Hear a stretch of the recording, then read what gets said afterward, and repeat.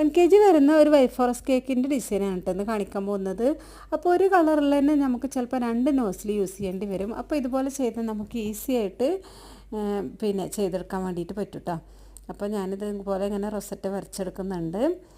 അപ്പോൾ ഈ ഒരു കവറിൽ തന്നെ നോസിൽ മാറ്റിയ ശേഷം നമ്മൾ വേറൊരു കളർ ഇതുപോലെ പൈപ്പിംഗ് ബാഗിലാക്കിയിട്ട് നമ്മളിങ്ങനെ വെച്ച് കൊടുക്കുകയാണ്. ഈ ഒരു മെത്തേഡ് ഒന്ന് പരീക്ഷിച്ച് നോക്കുന്നുണ്ട് കേട്ടോ. നല്ല ഈസിയാണ് നമുക്കിങ്ങനെ ചെയ്തെടുക്കുമ്പോൾ. അപ്പോൾ നമ്മൾ അടിയിലിങ്ങനെ സ്റ്റാർ പോലെ ഇട്ട് കൊടുക്കുന്നുണ്ട്. പിന്നെ നമ്മൾ നോസിൽ മാറ്റിയ ശേഷം അടിയിൽ ബോർഡർ കൊടുക്കുകയാണ് കേട്ടോ. പിങ്ക് കളറും അതുപോലെ പീച്ച് കളറുമാണ് നമ്മൾ ഈ കേക്കിൽ ഉപയോഗിച്ചിട്ടുള്ളത്. അപ്പോൾ പീച്ച് കളർ കിട്ടാൻ വേണ്ടിയിട്ട് കുറച്ച് റെഡ് കളർ ആഡ് ചെയ്തതാണ് കേട്ടോ ക്രീമിലേക്ക്. മറ്റേത് പിന്നെ പിങ്ക് കളർ തന്നെ കുറച്ച് ചേർത്ത് കൊടുത്തിട്ടുണ്ട്.